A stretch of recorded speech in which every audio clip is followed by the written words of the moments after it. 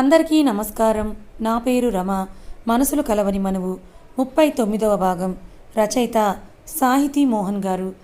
అది విని చచా అనుమానం కాదు బావా అని అనగానే అలా చెప్పు అంటూ లేస్తున్న రుద్రాక్షను చూసి నవ్వుతూ, నమ్మకం, నువ్వు కూడా అంతే. అసలే మీకు పిల్లలంటే ఎంత ఇష్టమో మన చిన్నితో మీరు ఉండే తీరులోనే నాకు అర్థమైపోయింది అంది శాంభవి.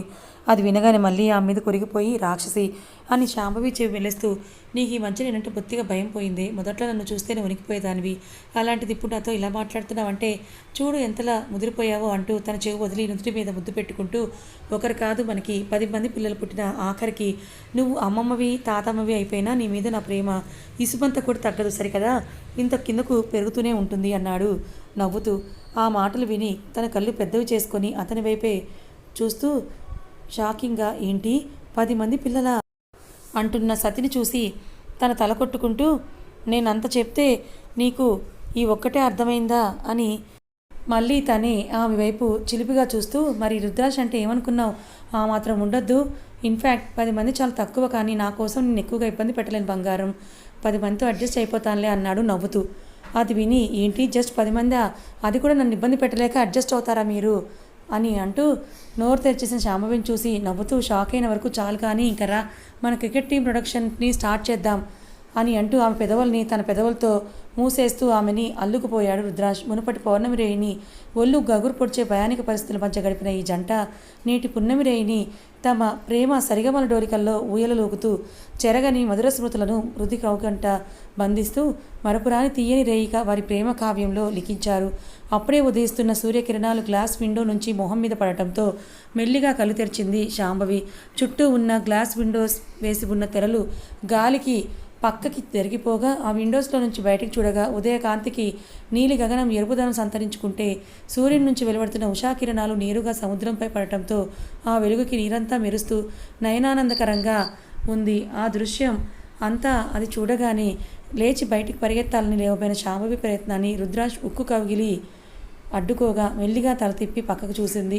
మొత్తంగా తనని చుట్టుకొని ప్రశాంతంగా నిద్రపోతూ ఉన్న రుద్రాక్షను చూసి నవ్వుకుంటూ మెల్లిగా దగ్గరికి జరిగి అతని నుదుటి మీద ముద్దు పెట్టుకొని రాత్రంతా అల్లరి చేసి ఇప్పుడేమో ఏమీ ఎరగని వాడిలా ఎంత ముద్దుగా పడుకున్నారో అని అనుకుంటూ ప్రేమగా అతన్ని చూస్తూ ఉండగా, ఓయ్ పెళ్ళాం, నీ మొగుడు ఎంత అందగాడైతే మాత్రం మరీ అంతలా తినేసేలా చూస్తే ఎలా అంటూ కళ్ళు తెరిచి చిలిపిగా చూశాడు రుద్రాక్ష్. ఆ మాటలు విని తడబడుతూ, మీరెప్పుడు లేచారు అని అంటున్న శాంభవిని మరింత దగ్గరగా పొదువుకుంటూ, నువ్వు లేవడానికి 5 నిమిషాల ముందే నేను లేచాను పెళ్ళాం. లేవగానే ముద్దుగా బుజ్జి కుక్క పిల్లలా ఉన్న నువ్వు నా చేతుల్లో ముడుచుకొని పడుకుని నిన్ను చూసి నాకు వదలబుద్ధి కాక అలానే చూస్తూ ఉండిపోయాను. ఈలోపు నువ్వు కదిలేసరికి ఏం చేస్తావో చూద్దామని కళ్ళు మూసుకున్నాను అంటూ, పెళ్ళై ఇన్ని రోజులైంది అయినా నీకు మొగుడి ముద్దు ఎక్కడ పెట్టాలో కూడా తెలియకపోతే ఎలా పెళ్ళాం అని అంటూ, పోనీ నేను నేర్పించనా అన్నాడు రుద్రాక్ష్ అల్లరిగా నవ్వుతూ.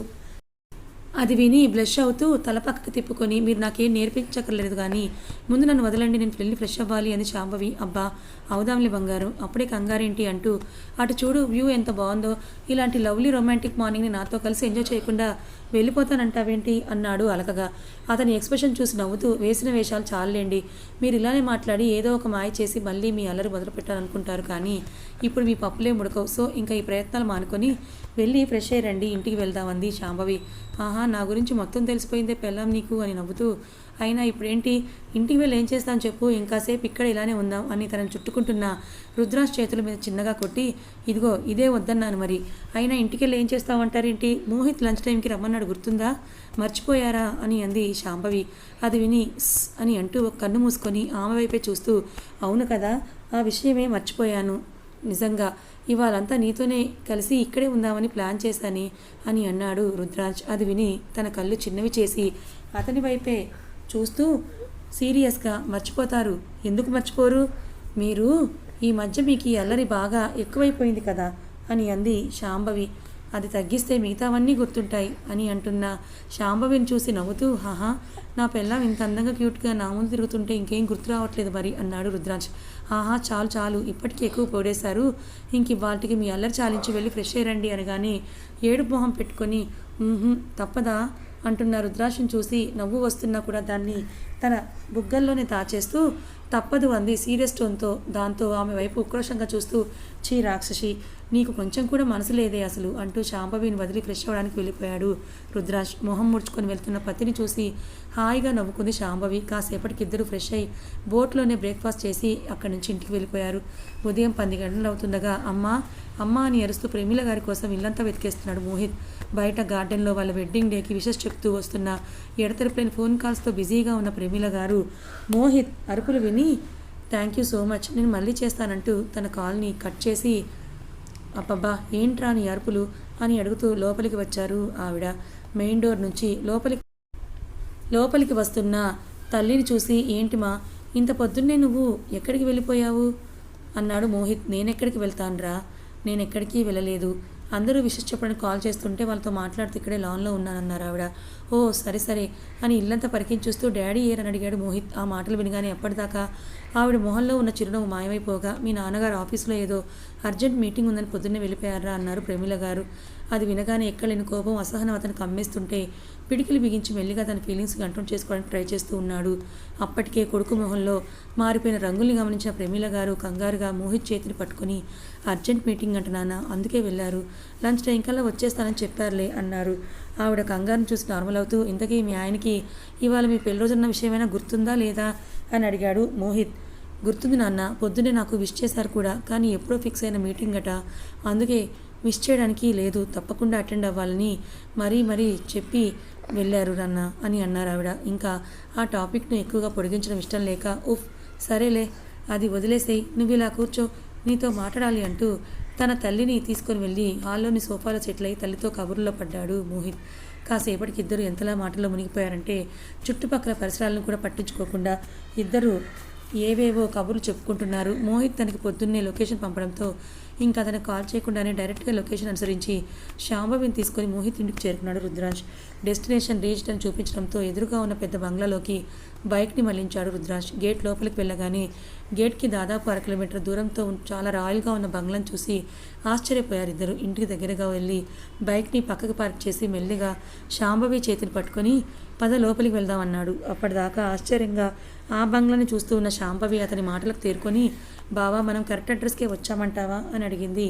ఆమె ఎక్స్ప్రెషన్స్ చూసి నవ్వుతూ ఏమో నాకు మాత్రం ఏం తెలిసే, మోహిత్ ఇచ్చిన లొకేషన్ ప్రకారం అయితే ఇదే వాళ్ళ ఇల్లు అంటూ, అయినా ఎటు ఇక్కడ దాకా వచ్చేసాం కదా, పద లోపలికి వెళ్తాం, లోపలికి వెళ్తేనే కదా మనకు తెలిసేది మనం కరెక్ట్ అడ్రస్కి వచ్చామో లేదో అని అంటాడు రుద్రాంశ్. ఆమె చెయ్యి పట్టుకుని పక్కన పరిసరాలన్నీ అనువనువు తన పోలీస్ కళ్ళతో పరీక్షిస్తూనే మెయిన్ డోర్ వైపు అడుగులు వేశాడు రుద్రాంశ్. డోర్ దగ్గరికి వెళ్ళేసరికి వీళ్ళ అనుమానాలకు సమాధానంగా ఎదురుగా హాల్లోనే సోఫాలో కూర్చొని నవ్వుతూ తన తల్లితో కబుర్లు చెప్తూ కనిపించాడు మోహిత్. అతని చూడగానే ఇద్దరు ఒకరికొకరు చూసి నవ్వుకుంటూ అయితే మనం కరెక్ట్ అడ్రస్కే వచ్చామన్నమాట అనుకొని మెల్లిగా లోపలికి వెళ్ళి గుడ్ మార్నింగ్ కమిషనర్ సాబ్ అన్నారు ముక్తకంఠంతో. అప్పటిదాకా తల్లితో కబుర్లో మునిగిపోయి ఉన్న మోహిత్ పిల్ల మాటలకు తేరుకొని పక్కకి చూడగా ఎదురుగా తను చూసి నవ్వుతూ కనిపించారు రుద్రాంశ్ శాంభవిలు. వీళ్ళని చూడగానే ఎగ్జైట్ అయిపోతూ సోఫాల నుంచి లేచి బ్రో వచ్చేస్తారా మీరు అని నవ్వుతూ రుద్రాంశ్ నాకు చేసుకున్నాడు మోహిత్ కదలగానే ప్రమీల గారు కూడా తల తిప్పి ఎదురుగా ఉన్న రుద్రాంశ్ని చూసి ఎవరితను అనుకుంటూ ఉండగా రుద్రాంశ్ పక్కన ఉన్న శాంభవి ఆమె కంటపడింది. అక్కడ శాంభవిని చూడగానే ఆవిడ కళ్ళు ఆశ్చర్యంతో పెద్దవగా ఆమెనే షాకింగ్గా చూస్తూ అప్రయత్నంగా సోఫాల నుంచి లేచి నిలబడ్డారు ప్రమీల గారు. రుద్రని వదిలి శాంభవి చేయి పట్టుకొని నవ్వుతూ ఇలారా అని అంటూ ఆమెని తన తల్లి ఎదురుగా నిలబెడుతూ అమ్మా ఇదిగో నేను నీకు ఎప్పుడూ చెప్తూ ఉంటాను కదా నీకు ఇస్తానన్న సర్ప్రైజ్, నువ్వు నా కాలేజ్ డేస్లో నుండి శాంభవి గురించి చెప్తుంటే తనని నాకు ఎప్పుడు చూపిస్తావు అని తెగ విసిగించుతాను కదా, ఇప్పుడున్న పరిస్థితుల్లో నీకు తనని పరిచయం చేయలేకపోయాను, మళ్ళీ తర్వాత ఇన్నాళ్ళకి అవకాశం వచ్చింది అంటూ ఇదిగో తనే Shambhavi wife of ACP Rudransh Varma అన్నాడు మోహిత్ ఆవిడని చూసి నవ్వుతూ. ఆమెను చూడగానే తనను మొదటిసారిగా ఎప్పుడైతే చూశారో అప్పటి సంఘటన రీల్లా కళ్ళ ముందు కదులుతూ ఉంటే ఇప్పుడు లైవ్లో ఆమె రూపాన్ని ఎదురుగా చూసేసరికి కంగారుతో ఒళ్ళంతా చెమటలు పట్టేశాయి ఆవిడకి. ఆ కంగారుతోనే పక్కనే ఉన్న రుద్రాంశం చూడగా మోహిత్ చెప్పిన దాని ప్రకారం అతనే ఆమె భర్త అని, వీళ్ళిద్దరూ మోహిత్కి ఫ్రెండ్స్ అని అర్థం అవ్వగానే అసలు ఎలా రియాక్ట్ అవ్వాలో కూడా అర్థం కాక ఇద్దరి వైపు బొమ్మలా చూస్తూ నించుండిపోయారు ఆవిడ. కనీసం పలకరించకుండా అలానే చూస్తూ నుంచున్న ప్రేమిల గారిని చూసి అమ్మా ఏం మాట్లాడవేంటి అసలు, నేను చెప్పింది విన్నావా లేదా అంటూ మోహిత్ ఆవిడని కదపగానే హా అని అంటూ తేరుకొని నుదుటికి పట్టిన చెమటని తుడుచుకుంటూ లేని నవ్వుని తన మొహం పైన పులుముకుంటూ పెదాల మీద తెచ్చుకొని విన్నాను నాన్న అని శాంభవి వైపే తదేకంగా చూస్తూ ఎలా ఉన్నావమ్మా శాంభవి నిన్ను ఎప్పటి నుంచో కలవాలని నేను అనుకుంటూనే ఉన్నాను. కానీ ఇప్పుడు ఇక్కడ ఇలా కలుస్తానని అస్సలు అనుకోలేదు అన్నారు ఆవిడ. అది విని శాంభవి నవ్వుతూ ఆవిడ వైపు చూస్తుంటే రుద్రాజ్కి మాత్రం ప్రమీల గారి చూపుల్లో మాటల్లో ఉన్న తేడాని గమనించాడు. ఈలోగా మోహిత్ రుద్రాజ్ భుజం చుట్టూ చేయి వేసి నవ్వుతూ, ఇక ఇతని ఏసీపీ రుద్రాజ్ వర్మ, నేను నీకు చెప్పాను కదా ఒక కేసు గురించి హైదరాబాద్ నుంచి ఒక ఆఫీసర్ని అండర్ కవర్లో బొంబాయి తీసుకొస్తున్నామని. అది ఇతనే. వచ్చిన కొద్ది సమయంలోనే నాకు బెస్ట్ ఫ్రెండ్ అయిపోయాడు. అసలు తన వల్లే ఇన్నేళ్ళ తర్వాత మళ్ళీ శాంభవిని కలవగలిగాను అన్నాడు. మోహిత్ మాటలు వింటూ రుద్రాజ్ వైపే పరీక్షగా చూస్తూ తన మనసులో రేగుతున్న అనేక ప్రశ్నలన్నింటికీ సమాధానాలు చెప్పగలిగే వ్యక్తితో ఖచ్చితంగా దీని గురించి మాట్లాడాలని అనుకున్నది ఆవిడ. రుద్రాజ్ కూడా ప్రమీల గారి కళల్లో కనపడుతున్న భావాలకి అర్థం వెతకడానికి ప్రయత్నించసాగాడు. కానీ అతనికి ఆ అవకాశం ఇవ్వకుండా ఆవిడ నార్మల్ స్థితికి వచ్చేస్తూ, రండి నాన్న, ఇలా కూర్చోండి అని అంటూ వాళ్ళని సోఫాలో కూర్చోబెట్టి, మీకోసం ఏవైనా తాగడానికి తీసుకొని వస్తాను అని చెప్పి వడివడిగా ఆవిడ కిచెన్లోకి వెళ్ళిపోయారు. ప్రమీల గారి ప్రవర్తనలోని కనిపిస్తూ ఉన్న తేడాని ఏమాత్రం గమనించని మోహిత్ శాంభవిలు వాళ్ళు కబుర్లో పడిపోతే అది ఆమెను చూసిన రుద్రాజ్ మాత్రం పరిపరి విధాల ఆలోచించడం మొదలుపెట్టాడు. కాసేపటికి సాఫ్ట్ డ్రింక్స్ తీసుకొని అక్కడికి వచ్చిన ప్రమీల గారు నవ్వుతూ వాళ్ళ ముగ్గురిని అందించి, మీరు మాట్లాడుతూ ఉండండి, నా కిచెన్లో పనుంది, మళ్ళీ వస్తానంటూ ఎంత వేగంగా వచ్చారో అంతే వేగంగా వెళ్ళిపోయారు. హడావిడిగా వెళ్తున్న తల్లిని చూసి నవ్వుతూ, అమ్మ ఎప్పుడూ ఇంతే, తనకి ఆ కిచెన్ తప్ప ఇంకో లోకం ఉండదు అంటూ, కదండి మీకు ఇల్లంతా చూపిస్తానని సోఫాల నుంచి లేచాడు మోహిత్. ఆ ఇంటికి వచ్చిన దగ్గర నుంచి పోలీస్ సెన్స్కి ఇక్కడ ఏదో తేడాగా ఉందని అనిపించేసరికి ఒకసారి ఇల్లంతా చూస్తే క్లారిటీ వస్తుందని అనుకుని తప్పకుండా చూద్దాం అంటూ మోహిత్ని అనుసరించాడు రుద్రాజ్. వాళ్ళని ఫాలో అయింది శాంభవి కూడా. దాదాపు 10 రూమ్స్, పెద్ద హాల్స్, ప్రైవేట్ థియేటర్, స్విమ్మింగ్ పూల్తో ఎంతో రాయల్గా ఉన్న ఆ ఇంటిని చూసి అని తల పరికిస్తూ, హౌస్ చాలా బాగుంది మోహిత్, కన్స్ట్రక్షన్ ఐడియా ఎవరిది, అండ్ మెటీరియల్ మొత్తం ఇంపోర్టెడ్లా ఉంది అన్నాడు రుద్రాజ్ వర్మ. అవును బ్రో, ఈ హౌస్ ప్లాన్ అంతా డాడీదే, మెటీరియల్స్ కూడా ఒక్కో ఐటెం ఒక్కో కంట్రీ నుంచి తెప్పించారు అంటూ ఫ్లోర్కి వాడిన టైల్స్ నుంచి సీలింగ్లోని లైట్స్ వరకు అన్నీ కూడా ఏవి ఎక్కడి నుంచి వచ్చాయో రుద్రాజ్కి వివరంగా చెప్పాడు మోహిత్. మోహిత్ చెప్పిన లిస్ట్ అంతా విని మనసులో ఏవో క్యాలిక్యులేషన్స్ వేసుకుంటూ పైకి మాత్రం చాలా క్యాజువల్గా, ఓ అవునా, మొత్తానికి మంచి టేస్ట్ మోహిత్ మీ నాన్నగారిది. అసలు ఇన్ని ఐటమ్స్ ఇవి ఎక్కడ బాగుంటాయో తెలుసుకోవడమే పెద్ద టాస్క్. అంటే కస్టమ్స్ దగ్గర కూడా సర్టిఫైడ్ అయ్యి మరీ వచ్చాయంటే దీని వెనుక మీ నాన్నగారి కష్టం ఎంత ఉందో అర్థమైపోతుంది అన్నాడు రుద్రాజ్. ఆ మాటలు వినగానే కస్టమ్స్ అంటూ తన మైండ్లోకి ఇప్పటిదాకా ఈ పాయింట్ రాకపోయేసరికి డౌట్గా రుద్రాజ్ వైపు చూడగానే, కస్టమ్సే, మరి వేరే కంట్రీస్ నుంచి వచ్చే ఐటమ్స్ వెయిట్నైనా వాళ్ళు చూసి సర్టిఫైడ్ చేస్తేనే కదా అవి మన ఇంట్లోకి వచ్చేది అంటూ, ఇవన్నీ ఇక్కడ ఉన్నాయంటే వాళ్ళు సర్టిఫై చేయబట్టే కదా అని రుద్రాజ్ నవ్వుతూ ఉంటే, నిజంగా వీటిని సర్టిఫైడ్ చేయబడ్డాయా అన్న ప్రశ్న తలెత్తింది మోహిత్ మనసులో. వాటి గురించే ఆలోచిస్తూ ఉన్న మోహిత్ ముందు నడుస్తూ ఉంటే అతన్ని అనుసరిస్తూ రుద్రాజ్, శాంభవిలు కూడా తిరిగి మళ్ళీ హాల్లోకి వచ్చేశారు. వీళ్ళు వెళ్ళేటప్పటికే అక్కడ సోఫాలోనే కూర్చొని ఉన్న ప్రమీలాదేవి గారు దేని గురించో దీర్ఘంగా ఆలోచిస్తూ ఉన్నారు. అప్పటికే మోహిత్ మనసులో ఒక అంచనాకి కన్ఫ్యూజన్కి స్టార్ట్ అయ్యేసరికి తను ఆమెను పట్టించుకోకుండా వెళ్ళి సోఫాలో సెటిల్ అయితే రుద్రాజ్ కూడా శాంభవితో పాటుగా వెళ్ళి సోఫాలో కూర్చుంటూ, ఏంటంటే ఏవో దీర్ఘాలోచనలు ఉన్నట్టున్నారని అడిగాడు. అతని మాటలకు తన ఆలోచనల నుంచి తేరుకొని రుద్రాజ్ వైపే చూసి, అలాంటిదేం లేదు బాబు అని నవ్వుతూ, ఇప్పటికే లంచ్ టైం అయిపోవడంతో మోహిత్ నాన్నగారు వచ్చేసరికి ఏ టైం అవుతుందో, ఎప్పటిదాకా ఇంటికి వచ్చిన గెస్ట్లను వెయిట్ చేయించడం కరెక్ట్ కాదు, అందుకే మీ ముగ్గురు భోజనం చేసేద్దరు కానీ పదండి అన్నారు ఆవిడ.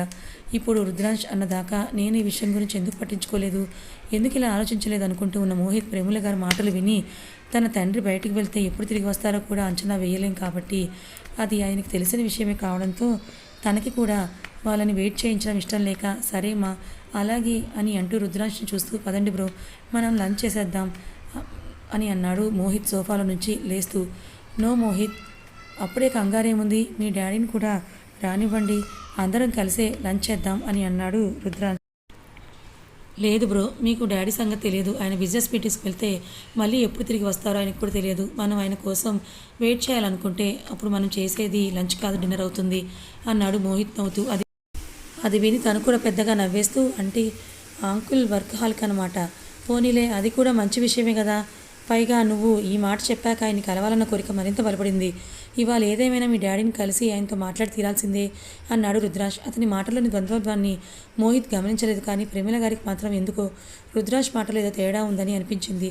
అసలే రుద్రాష్ గురించి, అతని వర్క్ డెడికేషన్ గురించి, కేసెస్ సాల్వ్ చేసే విధానం గురించి అతను ఇక్కడికి వచ్చే ముందే మోహిత్ ఆవిడతో చెప్పి ఉండడంతో ఇప్పుడు రుద్ర మాటల్లో చూపుల్లో ఉన్న తేడాని ఈజీగానే పసిగట్టగలిగారు ఆవిడ. ఆ ఆలోచనతోనే, లేదులే రుద్ర, మీ అంకుల్ ఈ బిజినెస్ మీటింగ్స్ అంటే ఇల్లు పిల్లలు అస్సలు గుర్తుండదు. అలాంటి తన కోసం మీరు ఎంతసేపు అని వెయిట్ చేస్తారు చెప్పండి. ఇంకా ఆయన్ని కలవడం అంటారా? మీరెటు ఇప్పుడు ముంబైలోనే ఉన్నారు కదా, మళ్ళీ ఎప్పుడైనా కలవచ్చులే. ఇవాళే కలవాలని ఏముంది చెప్పండి. మీరు కలవాలని రాసుంటే అది ఎలా అయినా కలుస్తారు. దానికోసం మీ పనులు మానుకొని మరీ ఎదురు చూడడం ఎందుకు అన్నారు ఆవిడ తెచ్చిపెట్టుకున్న నవ్వుతో.